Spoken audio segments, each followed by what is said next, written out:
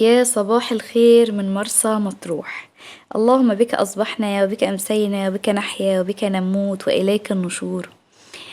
النهاردة بقى الفيديو بتاعنا الجميل دوت هنبدأ ان احنا نعمل فيه وصفة سهلة جدا جدا وبسيطة، طبعا من الأكلات الشعبية اللي كلنا بنحبها. هي المسقعة الجميلة اللي هي بالباذنجان والفلفل بقى والبطاطس والحاجات الحلوة دي. حبيت كده بس اوريكم الجو عندنا والشمس قد ايه جميلة وقد ايه الجو صافي ما شاء الله، ومفيش امطار لسه عندنا ولا جو الشتا ده اتدخل خالص، غير مجرد سقعة بس بالليل. النهاردة بقى الوصفة بتاعتنا الجميلة قوي دي مش هنحتاج فيها حاجات كتير، هنحتاج فيها بس زي ما قلتلكوا الباذنجان، وهحتاج كمان البطاطس، وهحتاج الفلفل الاخضر، سواء كان اللي هو الحامي الحراق او الكوبي، اي حاجة انتي بتحبي تاكليها. بصوا كده بقى، انا بوريكم الاول كده بعد ما الوصفة خلصت وقد ايه شكلها شهي جدا جدا جدا ويفتح النفس قوي على الاكل. تعالوا بقى نشوف المكونات.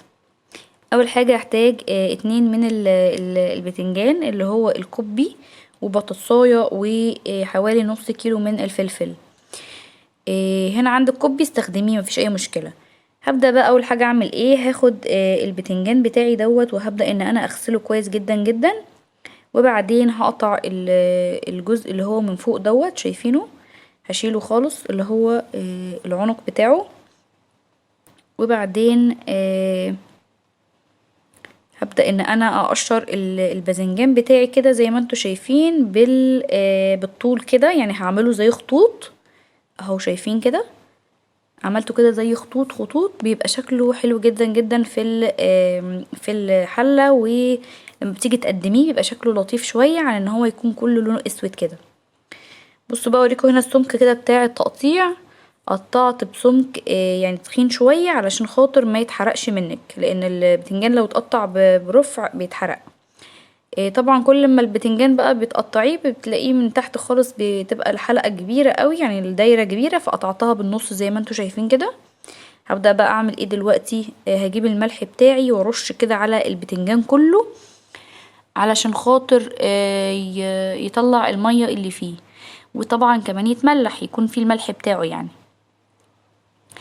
هنا بقى رشيت على الطبقة اللي فوق، هبدأ ان انا اقلبه كده زي ما انتوا شايفين، وارش تاني على الجهة الشمال. بصوا برش بقى على الجهة الشمال برضو بالملح، وكمان بقى علشان خاطر البتنجان ما يشربش من الزيت ويبقى طعمه مش حلو، هنعمل خطوة مهمة جدا جدا جدا، وهي ايه، ان انت تجيبي الصينية بتاعتك، اي صينية، تقومي رصة فيها البتنجان كده زي ما انتوا شايفين، وهتطلعيها في الشمس، تحطيها يعني تحطي الصينية كده بالبتنجان في حتة فيها شمس، علشان طبعا الشمس بتخلي المية اللي في البتنجان دي تخرج على سطح البتنجان كده. انا بوريكم اهو، بصوا كده انا حطوه في الشمس، اي حته عندك فيها شمس وحطيه فيها وسيبيها. هوريكم دلوقتي قد ايه طلع ميه، والميه دي هي اللي بتخليه يشرب زيت.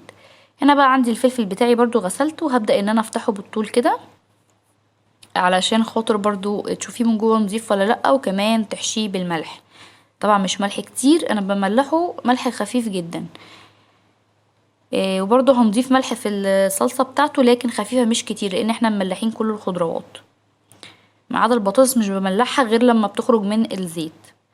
بصوا كده اهو، بمشي كده بصوابعي عليه ملح خفيف جدا كده بالطول.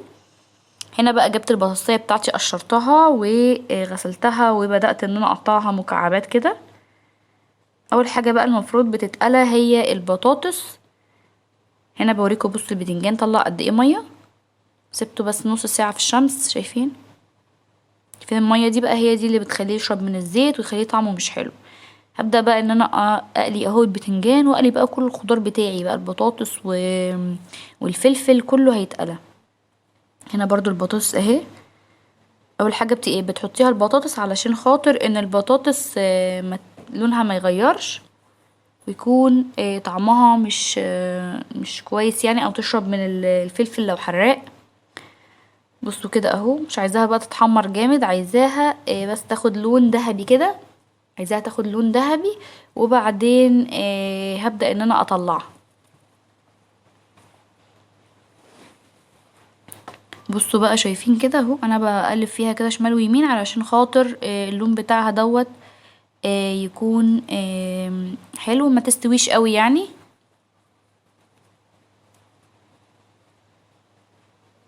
بصوا بقى كده شايفين اهو البتنجان بعد ما خلصناه. كمان هحط بقى الفلفل اهو، كله بقى هيتقلى.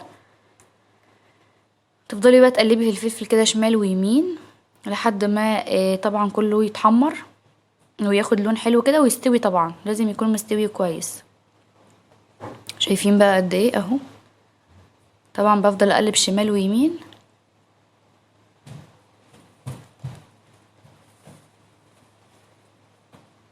اخد بقى اللون بتاعه اهو. وكده يبقى خلاص خلصنا الفلفل بتاعنا والبطاطس والبتنجان وكله خلص.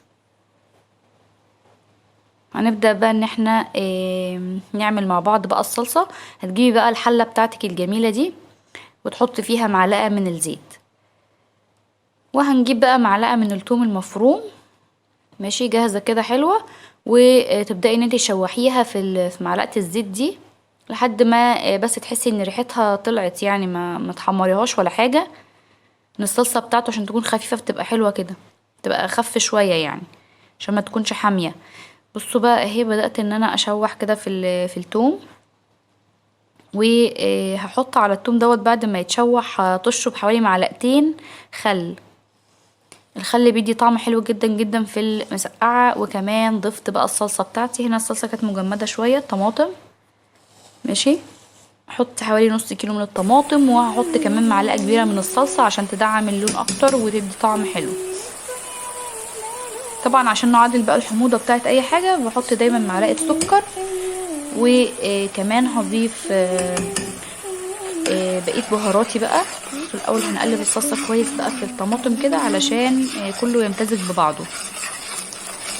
بصوا شايفين بقلب كله في بعضه كده. هبدأ بقى اضيف بقية البهارات. هحط الكمون معلقة كده صغيرة، وبرده معلقة صغيرة من الكزبرة الناشفة، وكمان هحط الملح مش كتير عشان احنا كنا مملحين الخضار بتاعنا. وبس كده هبدأ بقى ان انا اقلب بقى كله مع بعضه كده. ممكن تضيفي شوية مية صغيرين لو لقيتي تسبيكة يعني لقيتيها تقيلة.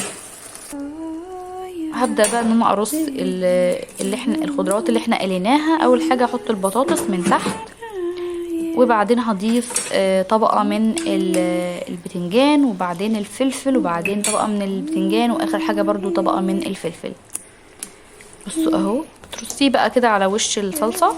هو بقى هيدخل للصلصة يعني وهيشرب منها بقى، هيكون خطير خطير خطير. بصوا حاولي برضو ان الباذنجان بتاعك ما يكونش يعني واخد لون غامق عشان يخلي الصلصة فاتحة وشكلها حلو. بصوا بقى اهو حطيت بقى طبقة تانية من الفلفل، وبعدين هضيف الباذنجان عليها من فوق وبس كده. وهبدأ بقى ايه اهو اقدم بقى بألف هنا وشفا الوصفة بتاعتي. ويا رب تكون عجبتكم وكان الفيديو خفيف وبسيط عليكم. دي كانت أكلة من الأكلات الشعبية بتاعة المصريين اللي كلهم بيحبوها. ولو عجبكم الفيديو متنسوش تعملوا مشاركة واشتراك في القناة وتفعلوا الجرس عشان كل جديد يوصل لكم. اشوفكم دايما على خير يا حبايب قلبي. باي باي.